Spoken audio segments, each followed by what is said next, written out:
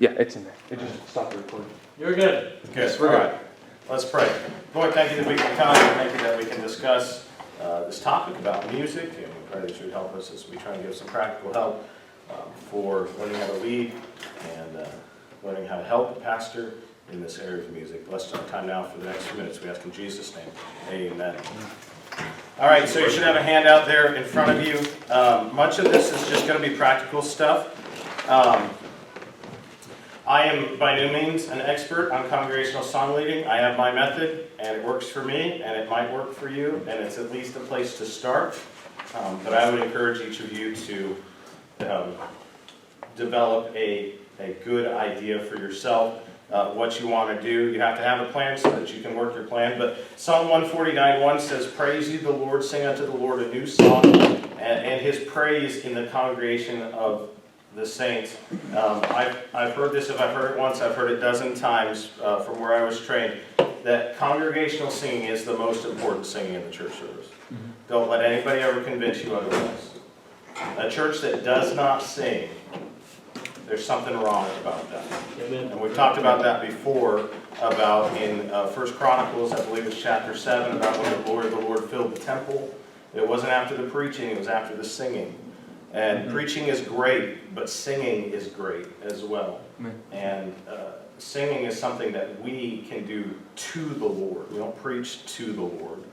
We preach for the Lord as He commands, the foolishness of preaching. But singing is something we do in worship and honor the Lord. So first and foremost, singing is important. Congregationally, it's important. We place a lot of emphasis on special music. Sometimes we place a lot of emphasis on choirs and things like that. But we really ought to revise our emphasis in a lot of churches on congregational singing and help people understand the power of it. Secondly is the quotes there at the top. You do not lead music, you lead people. So we're going to talk about some practical things about waving your hand and holding your hand and counting and timing and all that stuff. But at the end of the day, you lead people. And the goal is that we get people to join together. There's something powerful about asking the instrumentalists to drop out and everybody lifts their voice in one accord.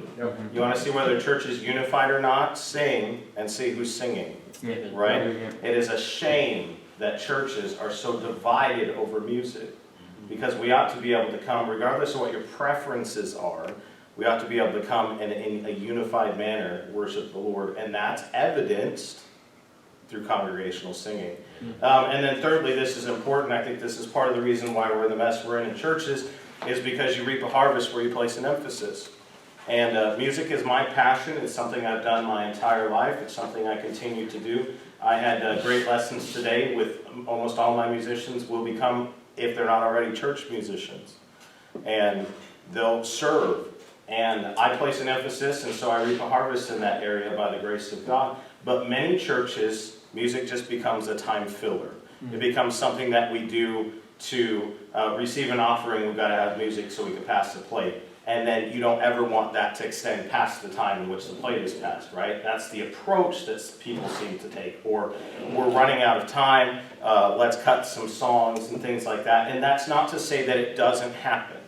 I'm not saying there's never a justified reason for that. But what I am saying is that if our go-to reaction is to begin to shortchange this area in which we're presenting worship to the Lord, what does that really say about our heart's attitude? Right. So you got to be careful about that. You say, what does that have to do with practical things? Because everything is born out of a philosophy, right? Everything is born out of your theology. What you believe about music ought to be born out of what you believe and know to be true about God, right? Yeah. And so you ought to hold your music to the same standard to which you hold the preaching. Is it doctrinally correct? Right? Is the person presenting it living in a way that doesn't hinder the message? Right. There's a high standard there, right? Same thing with the song leader. You are a leader of people. And so I want us to remember that. So some of these things, like the choice of hymns, this is a philosophy, because you've got to have one. If you don't, the world will spin you around. You've got to know where you stand on some of these things. Now, this is a philosophy from where I was trained and how I was taught. That doesn't mean that's the one you have to latch onto, but you have to have something. You have to know what you think about this, because one of these days somebody's going to come up to you and say, why don't we sing this song? Why don't we do this? How come we're not like so-and-so down the road? I heard this.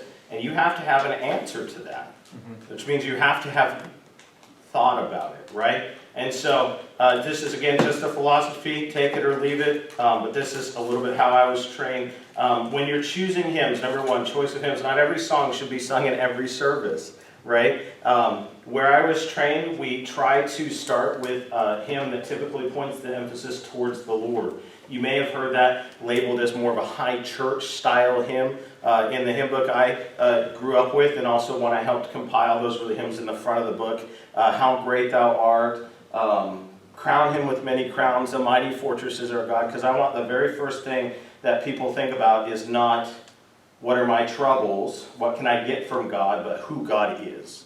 And it's a mindset. You say, does that make a big deal? Sometimes, if you're not thinking about it, you'll just end up singing some things that, don't necessarily point people to the Lord in the way that we want to. Not in a bad way, but we want to start by giving the Lord his direction first. So, How Firm a Foundation. Where I grew up, or where I was trained, we used different hymns for different services. Our Sunday morning was a little bit more formal, shall we say. Crown of Many Crowns, Mighty Fortress, How Firm a Foundation, things like that. Sunday evening was more the evangelistic service. People would come and invite visitors and things like that. We'd sing Your Victory in Jesus, or I'm on the winning side, or things like that, just a little bit lighter in their feel. Because there is a soberness, I think, to a Sunday morning worship service, just because worshiping God is important, and we want to take that serious approach to it, not a stagnant, stale approach, right? But at the same time, mindful that we are coming to worship Creator God, and we're doing so in this particular area of music. And then Wednesday evening, sometimes your people just need, or midweek, whatever day it happens to be, they just need a pick-me-up, right? That is probably not the time when people are tired dragging in from work to sing Holy, Holy, Holy. Not that it's not a great song, but energy-wise, everybody's already fighting droopy eyelids, and a slow song like that, I sing because I'm happy, right? Or tired or sleepy, right? I'm trying to sing. So you just put some of those thought into it. I don't know what number 4 was supposed to be. You can fill in your own blank there if you have an extra special service. But having a purpose in how you pick your hymns keeps their importance before you each week. There will come a time where you have to pick hymns, right? What are you going to pick? The Thursday night before the service, and I should do better at this, is not the time to be like, Jordan, what are we singing tonight? I don't know, you pick, right? There should be a little bit more thought, and there is thought. Pastor puts thought into what we sing on Sunday and what is picked, right? Or he delegates that and expects that there is thought put into it. What are you going to do when you have to pick a hymnal? And I'm going to step on a soapbox here for just a second. If you have any say in the matter, your church needs to have a hymnal. Amen. Yeah. Right? Now, the screen is a tool, just like many things that we use, they're a tool. You say, why? What difference does it make? And I've heard all kinds of issues. Well, they sing out better if they don't have to look at the book. Okay? Do you want a choir? Then don't take the hymnal out of people's hands. Yeah. Because that's their exposure to written music. And encourage them. Is the screen wrong? No, it's a tool. Right? But I will say this, when you're running a music ministry, when you're in the music ministry, and you're trying to deal with all kinds of people with all kinds of preferences, one of the safest fallbacks to say is, no, we're just going to stick with what's in the book. Yeah. And when you get to a place where there is no book, then it's up to an individual to decide. That's right. And you're trusting that individual to stay right. Yep. And it is dangerous. I'm just telling you. Yep. It is dangerous. Pastor can stand up and testify. You watch a church's music begin to slide. Their translation will slide next. Their standards of holiness will slide. Yep. And next thing you know, it's a seeker-sensitive, come as you are, leave as you are, Yeah. watered-down approach to the gospel. Yep. And that's not what Christ saved us to be. That's not what he deserves of us, as we heard just the other day about living a holy life. So it starts with a hymnal. Well, I mean, very few people are even producing hymnals anymore. I'll just be flat out honest with you. There are some different hymnals. Jeff and I, we grew up in a church, great hymns of the faith. Ours was red or blue. We had both, actually. We had red and blue. Yeah. They made a green one. I love that hymnal. If I could still get that hymnal and use it, totally would do it. I love it. soul-stirring songs and hymns. I don't know if they still produce it, but Sword of the Lord in Murfreesboro, Tennessee, produced this hymnal. You say, why are you telling you all about this stuff? Because one day you're going to be in a church that sings in English. It doesn't necessarily apply if you're in a different country, but you're going to be in a place, and you'll be like, I need to buy hymnals. We had to buy hymnals for Brother Salee, right? Who did he ask? The guy he thought might know about hymnals. And I knew some things, fortunately, right? But who are you going to ask? You gotta find this somewhere. The hymnal you have in front of you is Songs and Hymns of Revival, right? Great hymnal, sort of. This is not my favorite hymnal. Content-wise, tremendous hymnal. From a musician's perspective, it is awfully high. These songs are really high. That's true. Yeah. On a Sunday morning in Sunday school, I can't do it. My voice is not warmed up. I can't do it. And so you're asking a lot of the congregation. You say, why is it that high? Because of the church that produced it. 3,000 people, 4 pianos on the platform, full orchestra, 200 voice choir. They can accomplish this, right? It's a good hymnal. They did revise it. There's a second edition, much, much better. They lowered some things. They condensed some things. They took out some songs, put in some songs. It's a good solution. Any idea? You guys have any idea how much a hymnal costs? $30 per one. No. I have 60. 12 to 15 actually. Oh, Oh, so but- that's a lot less. But think of a church like ours. We got 300 chairs, right? Yeah. You're looking at 150 hymnals. Yep. So you do the math, Yeah. right? That's a substantial chunk of money when you think about I'm changing hymnals, right? And then, but you also have to think about this, okay? Are you in a church that ever wants to have an orchestra? Maybe. Is the hymnal orchestrated? Right? Because the trumpet cannot pick up this hymnal and play out of it. It's not written for the trumpet. It's not even in the right keys, right? Because the trumpet is a transposing instrument. And I'm not here to talk about all that, but I'm here to make you think, I might have to pick a hymnal. So I like the updated Songs and Hymns from the Heart. Majesty Hymns, we've got one right here. It's a good hymnal. It's a little bit more Majesty music, Ron Hampton-esque. If you like that, then that's a good hymnal. They have a second edition. I'm not as familiar with it. There's some good songs in there, okay? Crown Hymns is the one that we put in Brother Salee's for a couple reasons. As an alumnus, I got a good deal. So, and it's not too big, and it has a large font. Yeah. Okay? Which is important, because he's got people who need to be able to see this book. Yeah. Right? So these are all things you have to think about. Bible Truth, Brother Fox was just here. Tremendous hymnal. It's heavy. It's big. It's got a pretty big font. It's got like 600 hymns in it. Okay? Living Hymns, which is an adaptation built a little bit on Great Hymns of the Faith, the one I grew up with. Living Hymns, West Coast Baptist College produces it, but it's not their hymn book. David Smith and Alfred Smith, the dad, Alfred Smith, and David Smith, the son, helped reprint that hymnal. It's a tremendous hymn book. 800 and some odd songs, though. It is big. It is heavy, right? And they're good songs, but these are things that you have to think about, you know. Now, here's another thing. There are all kinds of hymnals. You can go to the Southern Baptist bookstore. I don't even know if it's still a thing, and get hymn books. That's where a lot of people get church supplies, whether it's communion cups or whatever, right? Just stuff. Where do you buy that stuff? Well, you used to be you go to Christian bookstore, but now you got to go to like Christian book distributors or whatever, right? You got to go to these places. Well, you'll find the celebration hymnal and all this stuff, but they'll have scripture verses in there. And there's nothing wrong with scripture verses in your hymnal, but they're not King James, right? Or whatever, hymnal for celebration worship. Have a responsive reading. Our hymn book had responsive readings. We do them in the back every now and then, which was just a typed out passage of scripture, and the pastor would read one, congregation would read one. I don't know, whatever. It was kind of neat. Kind of like we do on Sunday morning. Sometimes we'll read responsibly, sometimes pastor will just read it, whatever. Is it King James, right? So things that you got to think about. Oh, by the way, you'll want to get a spiral bound hymn book, or 2 or 3. Why? For a musician, because they need to stay open. Are those available? These are just things I want you to think about. Okay, different hymnals for different churches.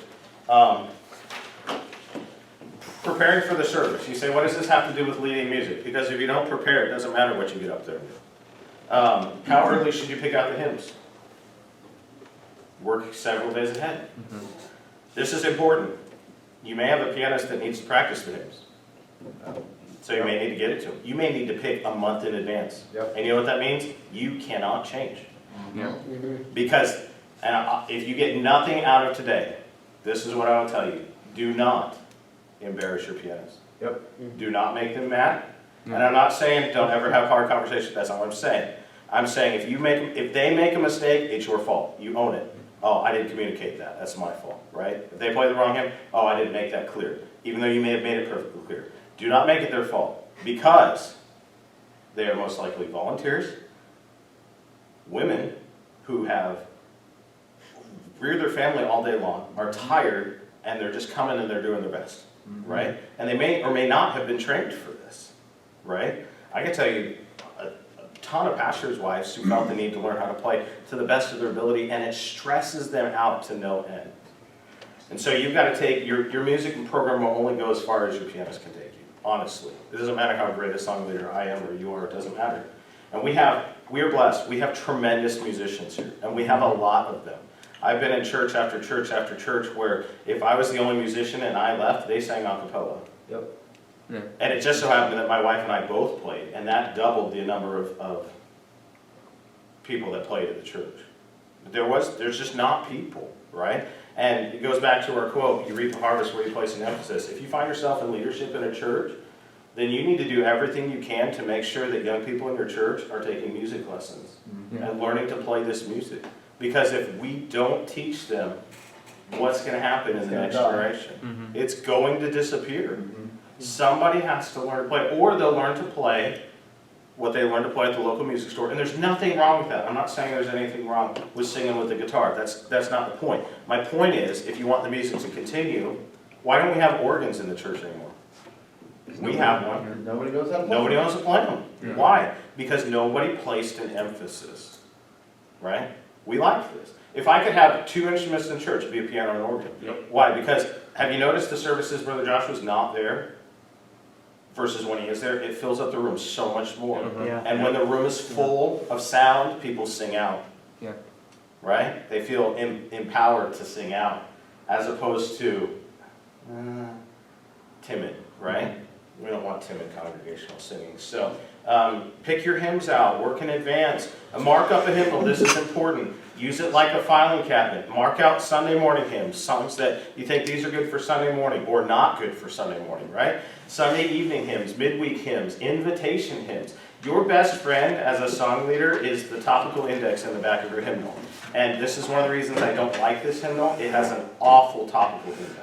Yeah. Absolutely awful. But that doesn't mean you can't get yourself another hymnal. Still use this one, but use that topical index. It'd be like, so missions, there's like 7, I think. I don't know. Thanks, very good. Right? But if you grab that, Majesty Hymns, missions, topical index in the back, what songs are about missions, you'll find a ton more. And they're in here. Yeah. They're just not indexed that way, right? So in the back of your book, you'll find your index, you'll find your topical index, sometimes you'll find it indexed by meter. We'll not get into that, but learn to use your hymn book, right? Choose hymn styles that fit the service, right? I'm on the winning side. Might not be appropriate for every service, okay? Case in point. Pastor's going to get up there and preach. Pastor's going to get up there and preach on homosexuality, whatever. Some kind of topic that's very sober, somber. And you know that. It might not be the time to get the attitude into, love lifted me. Do you understand what I'm saying? There's a little bit, is there anything wrong with that? No. But we want to take care, make sure there's some propriety in what we choose, right? But these are all things that I have to think about, you have to think about. D, learn your pastor. You're not always going to be here. You might be the pastor.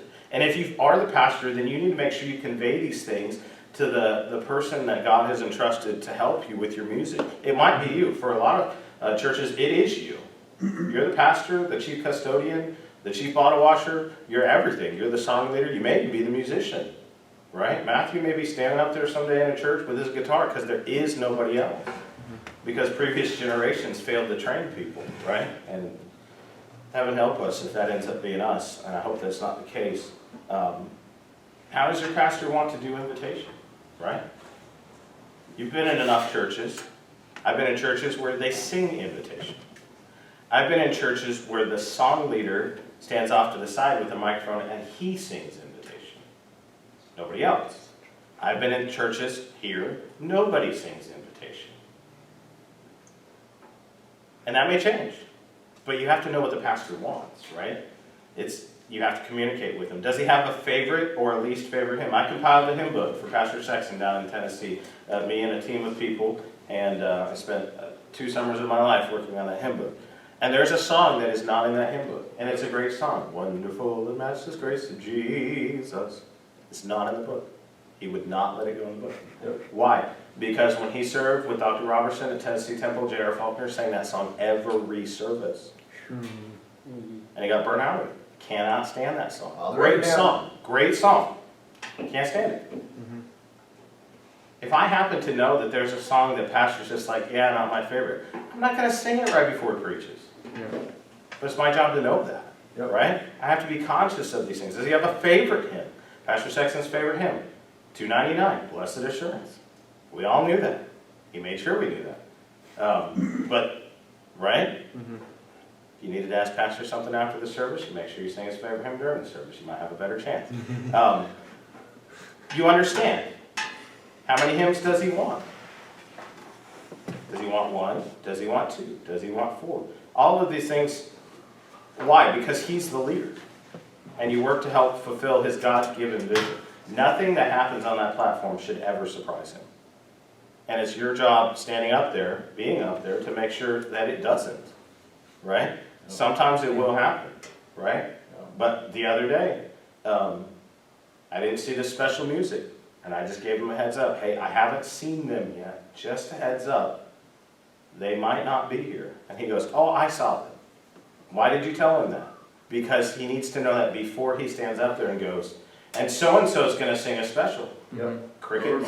Right? Yep. Because that just makes him look bad. And I'm in the business of not letting my pastor look bad. Because I'm standing up there. You say, that's not the role. You're up there. It's your role and responsibility. You got to be paying attention, right? Be watching some of those things. All right, let's talk about some practical things about how to lead a hymn. From the talking standpoint, you want to be inviting and encouraging, okay? Right?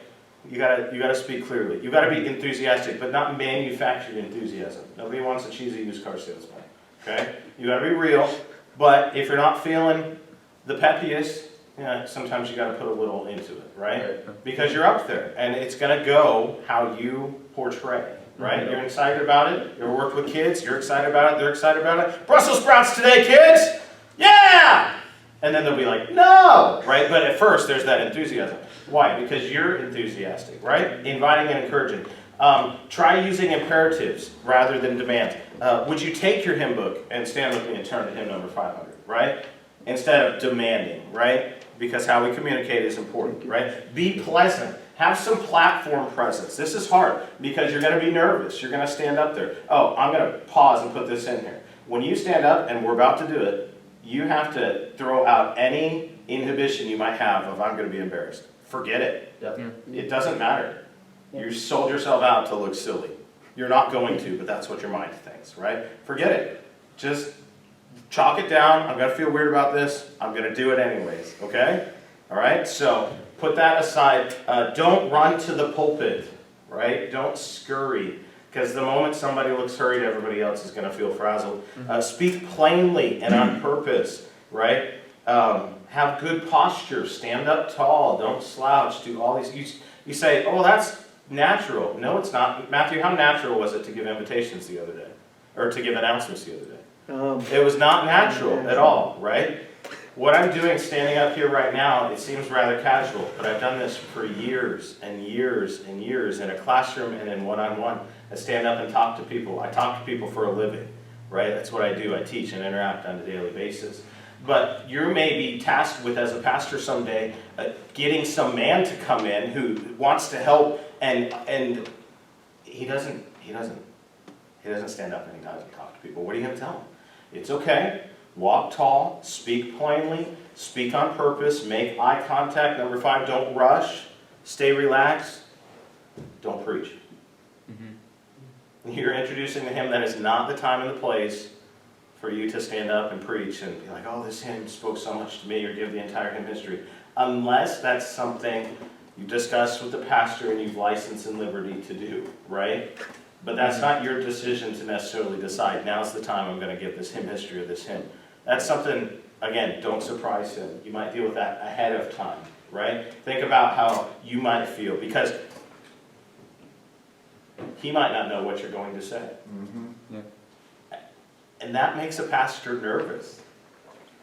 Now, could Brother Jordan get up there? Nobody has any qualms about what Brother Jordan's going to say. Yep. Why? Because he's earned the right to do that.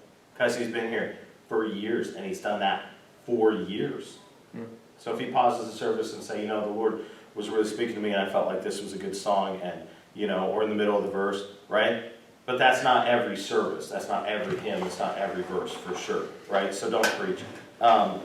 When you announce the hymn number, announce it twice, early in the introduction. It depends. You have to figure out how your musician's going to do it. Here, Miss Lauren will not start the introduction until I've announced the hymn number. She just won't. That's the way she does it, right? But if I was to go over to her and ask and say, okay, once I start announcing hymn, you start playing, and then I'll announce it again right before I feel like you're going to get to the end, right? It's nothing worse than being a congregant, standing up there and be like, what number are we on? Right? If I could change one thing about putting the words on the screen, is I would put a footer at the bottom of each slide that had the number on it. For people who didn't get there on time, or didn't hear the announcement, or Junior was distracting them or whatever, right? Because there are people, believe it or not, that still like to hold their hymn book. So announce the hymn number right before the singing begins. By the way, use the hymn number, not the page number. These are not page numbers. I mean, we're being a little bit technical, but they're not. They're not page numbers, because some hymns take 2 pages. So it's a hymn number, not a page number. Some hymnals actually have page numbers, which are different than the numbers in hymns, right? So just, why do I say that? Because we want to do our best to not appear ignorant for when that visitor walks in that happens to be a musician, and they're like, these people don't know what they're talking about. Is that the right attitude for them to have? Probably not. Is it reality? Yes. So I'm going to do my best to make sure I have good form, I have good technique, I enunciate, right? I'm amiable, right? I smile, try and look at people. Avoid dead air time. This was a big deal when I was down in Tennessee because we were on the radio. Have you ever looked at your radio? Did my car die? What happened? Right? And then they come back on, right? Well, that's a big deal. So you have to have a purpose and a plan. You have to know what's next. That's why we have an order of service. If you don't have an order of service, get one. Anticipate when it's your time to approach the pulpit. Don't wait until he says, Brother Jordan's going to come and sing. Just get your book, stand up, and then get up there. Get up there, right? Why? Because we are on the live stream too, and people are like, well, what's happening? Did it freeze?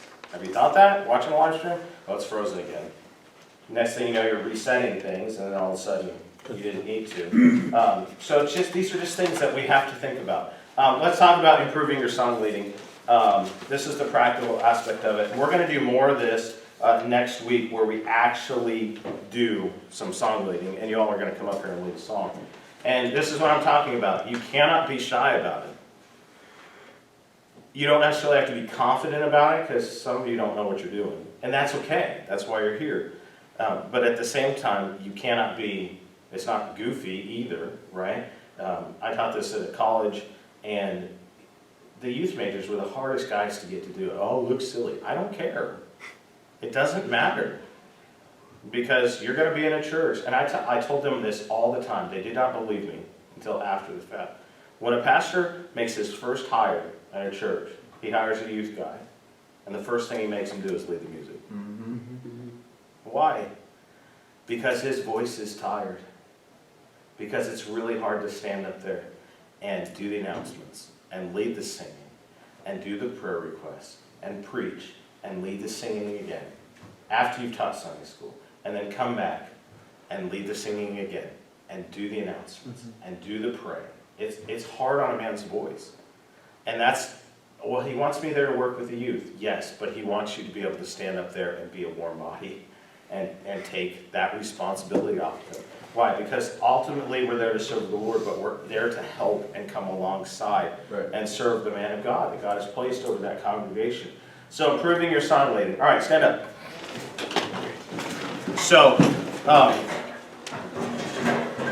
you have to have good posture when you song lead. You can't slouch. But there is a box, and it's as far as your arms can reach. So Joshua's box is a little bit bigger than Matthew's box, right? And so this is my box, right? Okay. That being said, when you're behind a pulpit, my box isn't down here anymore. Yeah. It's visual. Okay. As you let your hands drape, most of you in here are right-handed. So you're going to do this right-handed. You're going to want to practice this in a mirror. I know that seems ridiculous, but you're going to want to practice it in a mirror. And you're going to want to practice it with each hand. Because your arms are going to get tired and want to switch hands. Okay, so as you hang your hands to your side, you have a natural skeletal curve to your hand. Do you see it? Yep. You're not this. Okay, you're not flat. You're not this. Okay? That natural skeletal curve, you need to keep the most relaxed, tension-free position in your hand and in your arm. Otherwise, you really will get tired. And you'll develop muscle-related injuries, tennis elbow tendonitis, from any excessive weird shape that you're having to hold for an extensive period of time. Okay, so that's your natural curve. So then when you bring your arm up, your middle finger theoretically extends longest, right? Okay, so your posture is tall, you stand up tall, and you're aiming for that natural hand curve, okay? Pastor Bob White had the hand pistols. Yep. That's how we led singing, right? My mom reminded me of that the other day. He remembers that, right? Don't do that. Don't shoot your people, okay? Don't do the flapping, right? Or the, right? Do not do the soldier, right? Don't do that. We had a song leader. Pastor Sexton used to call it the wagon wheel. He's like, you gotta hit that wagon wheel, hit that like you were rolling it with a stick, right? You're rolling some kind of hoop. He's like, that's how Dr. Reese always did it, and he wanted everybody to do it that way. We're like, that's not a natural movement. Dr. Reese was not like the rest of us. Great man, a little eccentric, and he was very, very charismatic and animated, not in a bad way, but he had a lot of energy. And so that was his way of doing it. But nobody can do that. Nobody can be Dr. Reese. God only made one of them, and we're grateful for that. So no hand pistols, right? No flat, none of this, okay? None of this slapping either, okay? All right, you were looking for fluidity, okay? You have your conducting box, right? This is your playground. Now, for most of you, you're going to be standing behind a lectern or a pulpit, so you're looking mid-chest up, okay? Are you going to use all of it? It depends. If you're in front of the choir, probably, right? If I really want the congregation to sing out, how much of my box am I going to use? All of it. All of it. But if I really want to be like, oh Lord my God, right? Like a kind of a hushed, intense whisper-ish, right? This isn't going to cut it. That's too big, right?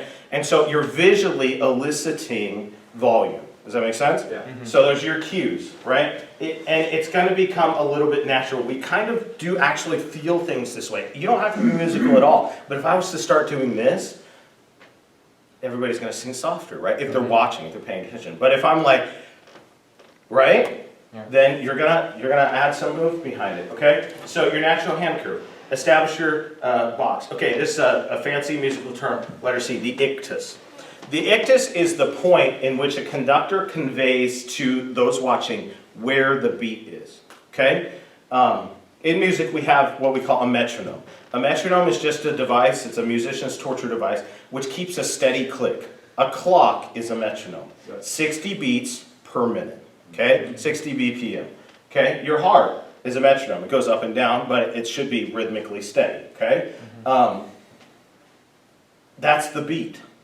Well, how fast do you beat? Depends on the song, right? Regardless of how fast or how slow you're beating, there's a steadiness to the beat. I always think of it, I illustrate it this way with my students about fence pickets or fence posts, right? When you set up the posts for a fence, they should be evenly spaced. So the distance between beat 1 and beat 2 is the same as the distance from beat 3 and beat 4. or 2 and 3. Does that make sense?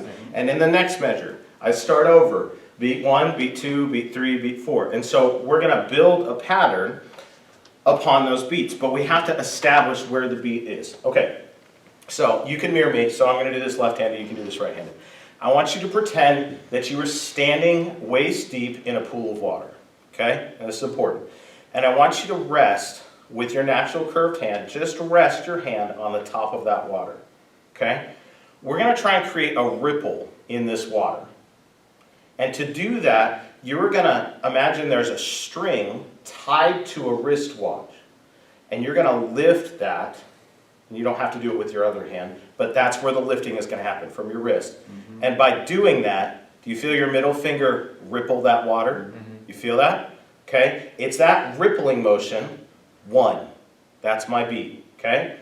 So I want you to start rested, and we're just going to beat. Here we go, and 1. Here we go, and 1. You feel that? Okay? Now, don't get all like floppy fish, right?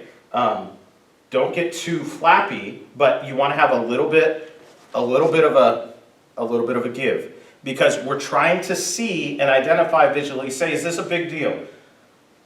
It is, because you want to feel it. You want to know what you're doing. You want to know where the beat is. And if somebody is just doing this, they're not keeping a beat. They're not, visually, I'm not helping you in anything. I'm fanning myself, okay? I need my musicians to be able to see. Now, bear this in mind. If you're in a big building, they may or may not be able to hear you, but they can see you. So you're trying to get multiple dozens, scores of people to all be at the same location, and they're watching you, all right? So here you're standing in your pool of water, and ripple, all right? And ripple, okay? And that ripple has a rebound to it, right?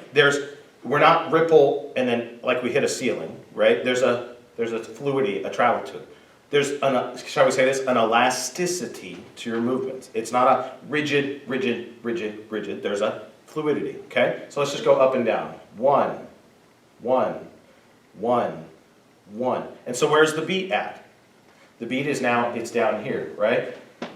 But the beat can move depending on the pattern, okay? So if you look at that illustration, what you'll see is up top where the arrow is pointed up, that's where we're starting, okay? And we're just going to beat a 1-beat pattern. So we're starting here. We're not starting on the water. I just wanted you to feel that rippling sensation. You feel it, right? Create that ripple. But we're starting here, and when I get to the water, I'm not splashing the water. I'm bottoming out and rippling. Bottom out and ripple, okay? I like to curve my hand a little bit instead of a flat up and down. I just kind of like to take it. That's my natural, right? This I have to hold in. But this is just me coming in for a hug, right? Appropriate Christian hug, right?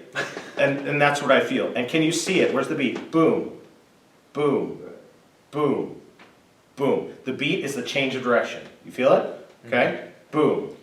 1, 1. Gentlemen, you've just executed a downbeat. Now, let's get technical. The reason they call it a downbeat is because the preparatory motion was Down. down. Okay?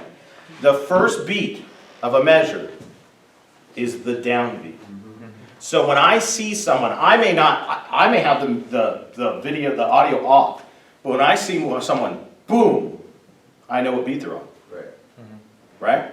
So if I get lost as a musician and I can't hear, boom, right? Yep. What's Miss Lauren waiting for? She's waiting for, boom, the downbeat. She's not going to start when I'm up here. If it's beat 1, she's waiting for the downbeat, okay? So that's the downbeat. You say, when do you use the downbeat? Every song, use the downbeat, okay? That doesn't mean, we'll get into that in a second, every song doesn't start on a downbeat, okay? But I want you to remember that feeling. You're standing in a pool. You're rippling the water. What time are we supposed to be done with this? 8? What time is it? I don't know. 7:26. We got all kinds of time. They're awesome. I'm going to have to come up with more stuff for next week. Okay. The ictus. That's where the beat occurs, okay? As illustrated in our graphics, it's the dot. It was red, but we don't know how to color copier. So, you see the dot down there? 1, 2, okay? You say, how fast should my downbeat be? how fast do you want your song to be? Right? Yep. If we're going 1, 2, 3, 4, 1, 2, 3, 4, 1, 2, 3, right? Yep. That rate of travel, so, well, how am I going to know that? Well, your instrumentalist is going to play an introduction and hopefully establish you at a good tempo. But I want to know enough about it where if I feel like we're really, you ever sung a song that felt like it was taking forever? Bragging. Right? Yes. Then I need to be confident enough to be like, boom. So when I teach pianists, I deal with this all the time. Because here's the age-old question as a piano player. Do I follow the song leader or do I lead? And the answer to that is yes. Yeah.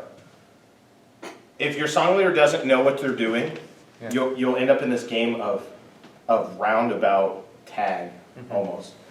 Because you can sense that the song leader is insecure and they're waiting for the pianist to do something. And the pianist is being a good little pianist like they've been trained to do, and they're waiting for the song leader to lead. But the song leader's not ready to lead. I said, so you have to lead as a pianist without overstepping their bounds, but they'll actually be very grateful that you took charge. Right? Okay, this is how fast we're going. I felt like it was too slow, we were speeding it up. Okay? But a competent song leader who's comfortable is able to change. Okay, what happened? We sped that up, right? Yep. Boom, boom, boom, boom. So where's the beat? Why am I booming here? Because that's where the ripple is happening. Boom, boom. It's not here, right? Boom. Now, why is this happening? Because when you bounce a basketball, there is reaction to it, Rebound. right? There's rebound to it, right? Well, it's unnatural to not. You feel that? Feel how weird that is? To chomp. Yeah. You're not chopping wood, okay? So you're going to have that rebound. So you have the ictus, you have this downbeat, okay? You have what we're going to call the attack. This is starting the song. If you start bad, it's all going to fall apart from there. So how important is it to start? Okay, we're all going to start together, and boom, right? In choir, if you come to choir, that's why I count in. 3 beats you're in. 1, 2, 3, boom. Preparatory, right? So that they know that. The pianist does that by way of introduction, okay? So for the attack, you have a couple of options. Let's do this. Let's just do songs. We're not going to get into too much of the technicality. Look at 20 in your hymn book right there.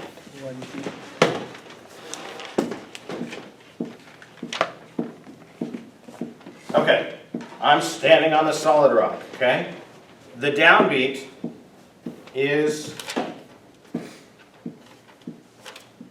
through my distant point, okay? So I'm going to sing an introduction, and then you guys are going to come in with me on the downbeat. Here we go. Standing on the solid rock, 2, 3, 4, boom. Right? And that, we came in on time. Okay, here we go. Standing on the solid rock, 2, 3, 4, boom. So when do you start your preparatory movement? When you need to be done? No, because it's preparatory movement. Standing on the solid rock, 2, 3, 4. I'm going to start before I actually need to be there. Right? We understand that concept. You want to be somewhere on time, you've got to get ready ahead of time. Preparatory movement, okay? So in order for your attack to be on time, you have to prepare, because this is vital, right? So I may be standing up there, she's playing along, standing on the solid rock, and watch this, it doesn't even matter how fast she plays this. You've been in churches that do this. They'll go rock, 2, 3, 4, boom, and they'll come in exactly in time, right? But you've also been in churches that will do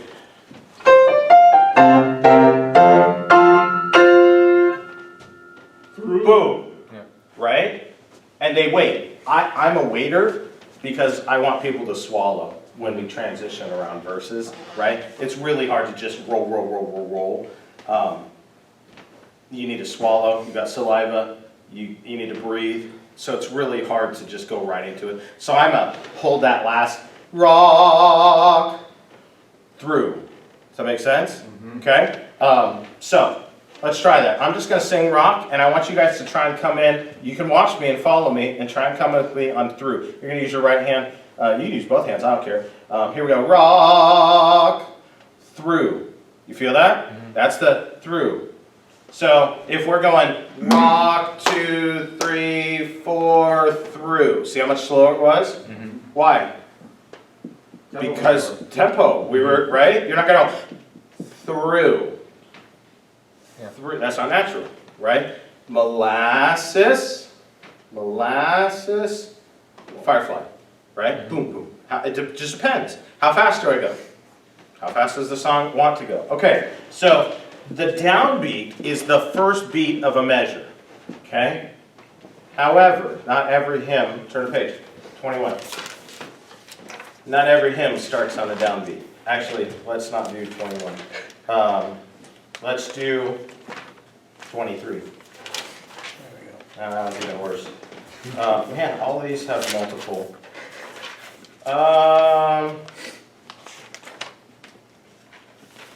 Let's do 30. Okay.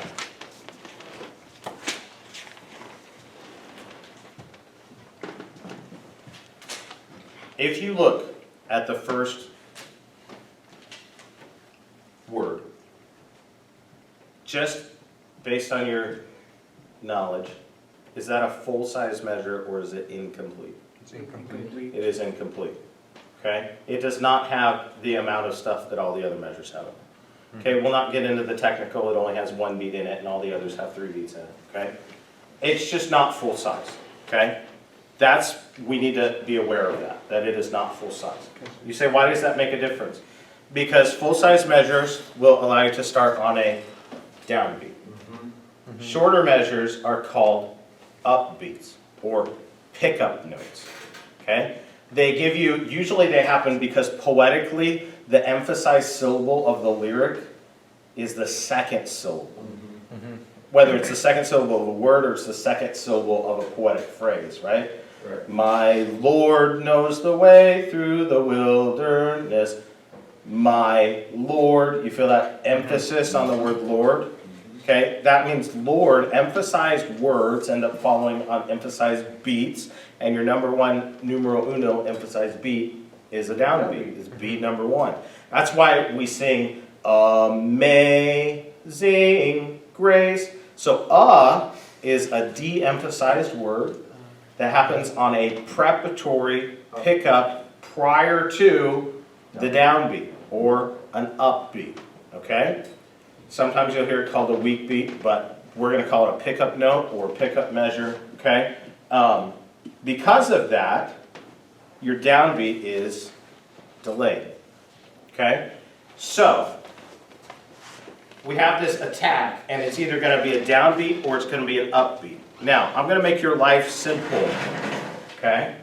Upbeats are hard to communicate without a lot of practice. So you know what I do? I do double downbeats. My Lord, do it with me. My Lord, and I'm not going to jump into my pattern yet because I haven't got to the downbeat to start off my pattern, right? I've got to do a double start. Yep. And I'll just do however many downbeats, done, until I know that, okay, I'm first full measure, boom, I can start, okay? Some of these songs you'll feel intuitively because you've sung them your whole life. You'll feel the difference between an upbeat and a downbeat. Okay, but that's what that's talking about here. Why is it important to start strong? Because you'll get a unified people. A unified choir sound will capture the audience's attention. Everybody start together, right? I saw this picture the other day, and Pastor will appreciate this. It was somebody had placed the science skeleton behind the choir director's podium. And it was captioned, the choir director is still waiting for the choir to look at him. Which is true, right? Because people don't look. They don't look at the song leader. And that's an argument that people make for going away from the book. But you know what the solution is? Teach them to do this. Yeah. Right? Look over your book, not this. Yep. By the way, this is horrible posture for actual vocal production because your vocal pipes, you're constricted. Yep. Right? So if you're trying to sing high, this is awful. If you're trying to sing low, this does not help you. Right? Get a cold, then you can sing low. Okay? So we've got the ictus. We've got the downbeat. But before we get into a pattern, let's talk about ending. Okay? To end, I'll go back to solid rock. Standing on the solid rock. What am I telling them to do? Keep going, right? Notice my palms are up a little bit. It's not because I'm worshiping. It's because I haven't turned off the sound yet, right? Okay? This is the worst thing that you can do, right? Because visually what I've just conveyed to them is choke the sound, right? And you say, they wouldn't ever do that. Yes, they will, right? Right? I want to visually convey exactly what I want them to do. That's what conducting is, or directing. You're conveying to them with motions, like you're drawing, this is what I want you to do. This is what I want you to accomplish. That's why if you want them to sing, through my disappointment, strife, and they're going to sing that way, right? Especially kids, right? If I want you to sing soft, through my disappointment, strife, and discontent. If I want you to sing, through my disappointment, operatically, you see the flow that happened? But if I want you to sing staccato or short and detached, through my disappointment, strife, see how much more angular my motions became instead of rounded and flowy? Why? Because I'm painting a picture with my hands to create a sound. You say, what does that have to do with anything? Just think about how you're conducting. Okay, so let's downbeat again. I'll give you, I'll count in. We'll just count it this way. So you're going to start here, and then you're going to prep, right? You got to go up so you can come down, right? So we'll come in on beat 4. Beat 1, sorry. 1, 2, 3, 4, 1. So when do you start your prep? On 4. Whatever the last beat is. If it was 3, 1, 2, 3, 1. If we're doing 3. Okay? If we're doing 2, 1, 2, 1. Okay? Let's do 4. So 4 beats, and then you're in 1, 2, 3, 4, 1. Okay? If you had to draw that, it looked like a little swoosh up. Not an angle. Okay? We're not drawing a slanted 7. We've got this curvature to it, right? Why? Because we want to look graceful and elegant. No, it really does help convey the style of sound that you're trying to achieve. Okay, so try it again. 1, 2, 3, 4, 1. Right? And when you get down, let's not stop there. Let's actually rebound and create that ripple. Here we go. 1, 2, 3, 4, 1. Okay? And you'll have a rebound. If you excessively rebound, you won't be in a place to move on to the next pattern, the next beat. Okay? So I like to rebound half the distance that I traveled. So if I'm, right? Because it's just motion. That seems logical, right? I push a basketball, it's probably not going to come all the way back to me. It's going to come part of the way. The harder I push it, the farther it's going to come back. The farther I travel, the farther it's going to come back, okay? At the end, so you're holding them out, right? Here's all I do. Is this the only way to do it? No, but it's easy. Is la. Flip the pancake over, right? All right, do it with me. We're going to la together, all right? Here we go. Ready? La. Okay, right? I'm not choking the sound, right? Sometimes if I want to be extra demonstrative, like, man, that was such a rousing rendition of Victory in Jesus, la, right? We get a little bit bigger. But if I need the choir to like, stop singing, la, la. But if I want them to keep singing, right? Come on, la, right? And then keep singing. Pastor does this sometimes. When he does this when he knows we're not paying attention. Yep. Right? Yep. And he gets us, right? And half of us will keep going because we're looking at our book or we're thinking about, did I play the right quarterback this week or whatever. And then he's like, let this is my. So how did I visually communicate? I wanted you to go to the next word. This, I gave you, it's not the full ictus, right? This is my story, right? And then we're back into full tempo when I give you that downbeat again, okay? But if I want you to stop da da da da da da da da da day long, right? I may close it off. Long. So sometimes in choir, you can get a choir to actually go from a syllable to a hum. And the idea is that they're watching you to the fullest extent that they can actually see when you close, right? They're not, but they should be. Okay? So, we know one beat, the downbeat. This is, I cannot tell you, it's not super important, but it is really important. Okay? You have to have that ripple. Otherwise, it'll look totally unnatural. You'll look too stiff. Okay, so turn page. Let's talk about time signatures. Okay? You can sit down for a second.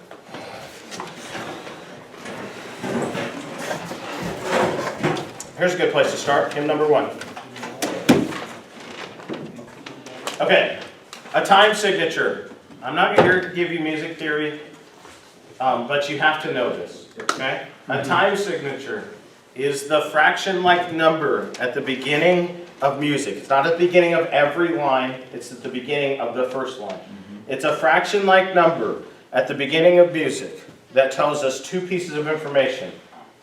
The top number tells you how many. What does it tell you? How many. The bottom number tells you what kind. What does it tell you? What kind? All right, what's the top number? How many? What's the bottom number? What kind? We're interested in the top number. How many? How many what? How many beats? How many beats? Why? Because music is math, and music is literally a ruler. You know how to read a tape measure? Then you can count music. Okay? If you imagine that well, how many? Well, answer that question. Hymn number 1, how many?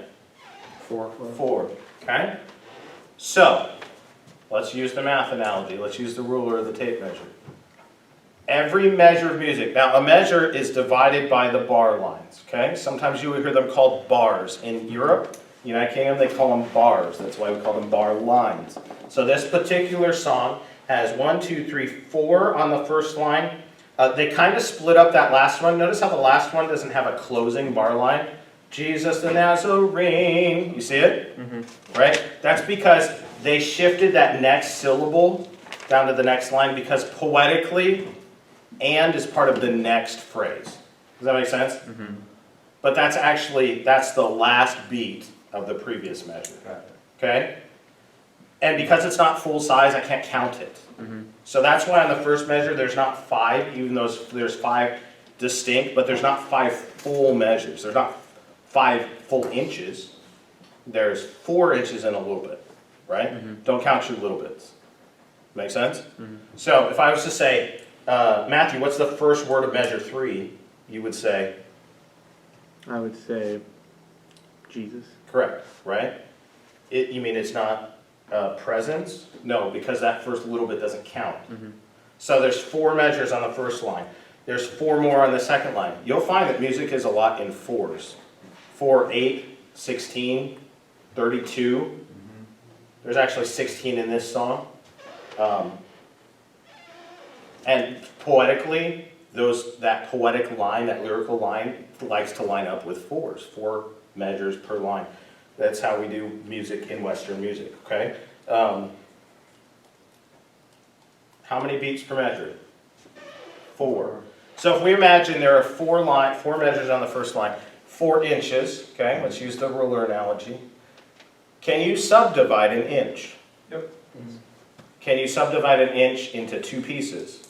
So now what do you have? I got 2 pieces. Halves. There's a note value for that. It's a circle, and it's a stick, and it's not colored in. It's a half note, 2 beats. So you could put 2 halves in a measure, okay? Could I subdivide a measure into 4 pieces? What do we call those? Quarter notes.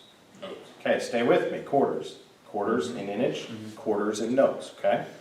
Stay with me. Remember I told you that bottom number has to do with what kind? What kind of what? What kind of note, what subdivision of the whole are we counting? If I gave you a stack of money and it was all quarters, most of us would count it this way. Stacks of 4, we count them by dollars, right? Unless I specifically told you, count the quarters. I'm not interested in how much currency I have, I'm interested in knowing how many physical coins I possess. That's what's happening here. I already asked you to count the measures. Now I'm asking you to count the quarter note, Mm-hmm. right? A quarter note is black. It's got a line, a stem. It's filled in. It's worth A quarter. It's worth a quarter. That's important. Most people will tell you it's worth 1. That's because most of music is spent counting the quarters. Mm-hmm. But sometimes I need you to go over and find out how many eighths I need. So, I want you to think about this for a second. What could I use to numerically represent the idea of a quarter? 1/4. Mm-hmm. What's the denominator? 4. So what do you think that bottom number is telling me? The Um, bottom number is telling me I've got 4 quarter notes, or something that adds up to 4 quarters in each measure. Do I have to use all them as quarters? No, I could put an entire dollar in there. I could put a whole note, which is worth the entire measure. Which a dollar is worth how many quarters? 4. A whole note, right? I could put 2 50-cent pieces, 2 half notes, Mm-hmm. add up to 4. You say, what does that have to do with anything? Because the bottom number tells you what you're counting, right? Whatever you're counting, that's your place value. That's what you're counting. If your bottom number is 2, what kind of note do you think we're counting? Half. Because 2 is the denominator of the fraction half. Does that make sense? Mm-hmm. They had to have some kind of numerical representation for these notes. So music is math, a little bit. 4, so here we have, in this song, we have 4 quarter notes. Okay? Turn the page. Number 3.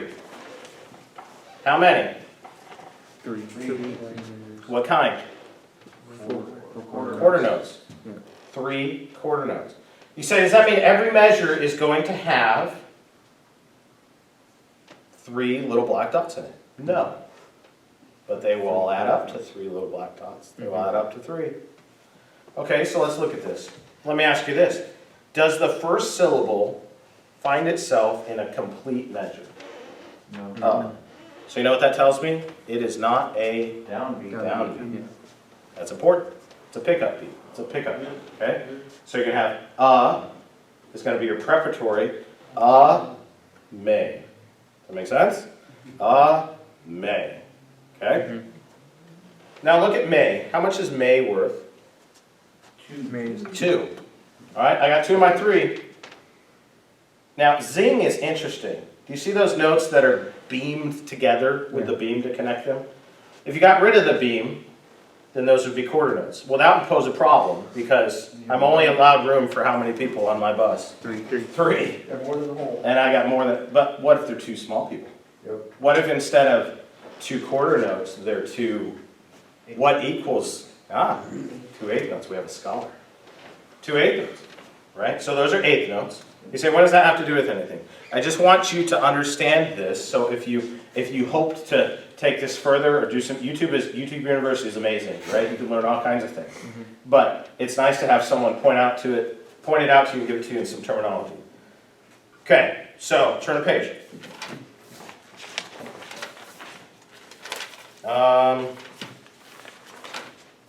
Let's keep going. 29. How many?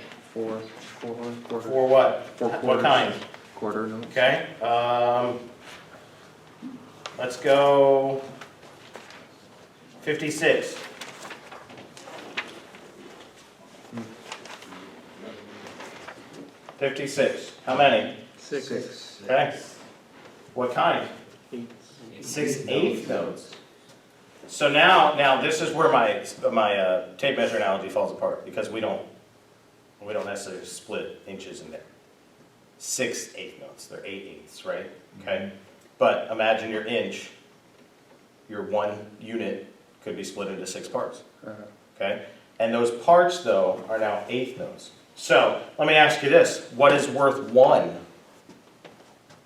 A quarter note? An eighth note is now worth 1. We call that your beat note. You say, what am I beating? I'm beating eighth notes this time. You say, well, what is an eighth note? It's got a little flag.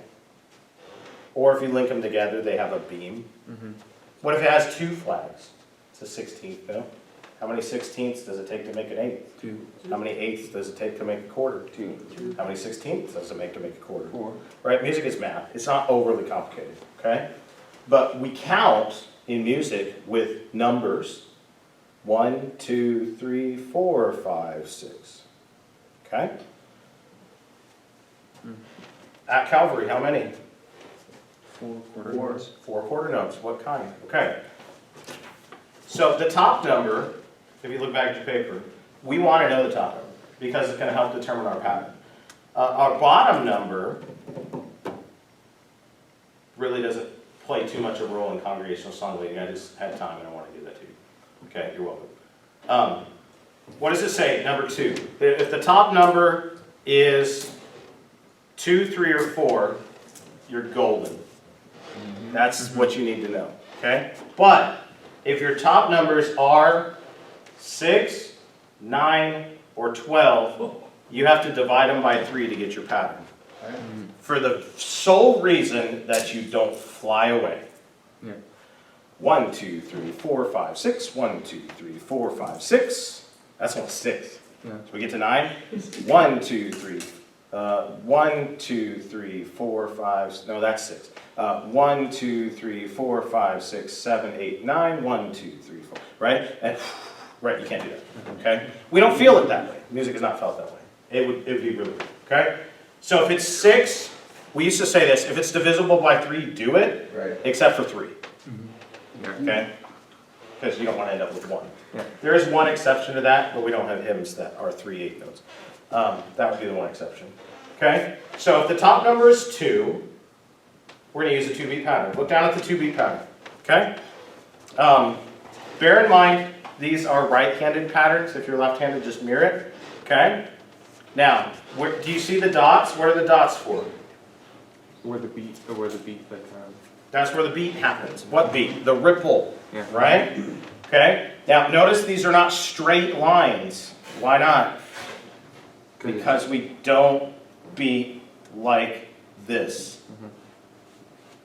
We are not sluting, right? There's no rigidity to it. Okay? So a 2-beat pattern, and I gave you a description to it. This is how I remember it. Down, up. But your downward travel will take you outward, okay? Outside your center, okay? Down, up, okay? Down, and at the bottom I'm going to ripple that water down, but I'm going to travel a little bit outside, and see how I created almost a backwards J. Well, for you it might look like a regular J. Down, and then I'm going to come back in, up. So, let's stand up, and let's make this pattern, okay? Here's our tempo. 1, 2, 1, 2, 1, 2, 1, 2, 1, 2, 1, 2. All right? Keep going. 1, 2, 1, 2. Paul's a natural. 1, 2. Colby, your pattern's like flat, like a pancake. What? Look at the image. 1, 2, 1, 2. All right, Colby, look at my wrist. Is it all right? No. So you want some connectivity here, right? Hand, arm, and wrist, you want to be connected. 1, 2, 1, 2, 1, 2. And do you feel that change of direction? 1, 2, 1, 2. Why? I'm rippling. 2, 1, 2. Keep going. 1, 2, 1, 2. 2, 1, 2, 1, 2, 1, 2, 1, 2, 1, 2, 1, 2, 1, 2, 1, 2, 1, 2, 1, 2, 1, 2, 1, 2, 1, 2, 1. And at the end, because it's the last one, Bible tells me so. And then you stop it. All right, let's practice that. Yes, Jesus loves me. Yes, Jesus loves me. Yes, Jesus loves me. The Bible tells me so. Good. Let's do that again. Let's do just the last line. Yes, Jesus loves me. The Bible tells me so. Good. That's why I said you got to practice in the mirror. Because have you ever seen that circle challenge? Right? Perfect circle. Right? Okay? We're not doing that, but if you had ink on your middle finger and you were up against the wall, by the time you're done with this, it needs to look like that, right? Colby's all, right? Because you gotta pay attention. You gotta have control over what your motion is making, right? 1, 2. Okay, so 2-beat pattern is useful for songs that have 2 on the top note, top number. What else is it useful for? Songs that have 6. Okay? 161. 56 is going to fall into our exception category because churches across America are stuck. Okay? This one almost falls into that category, but it shouldn't. Okay? So, I'm going to beat a 6-beat pattern, right? What am I going to beat? 2 beats. Why?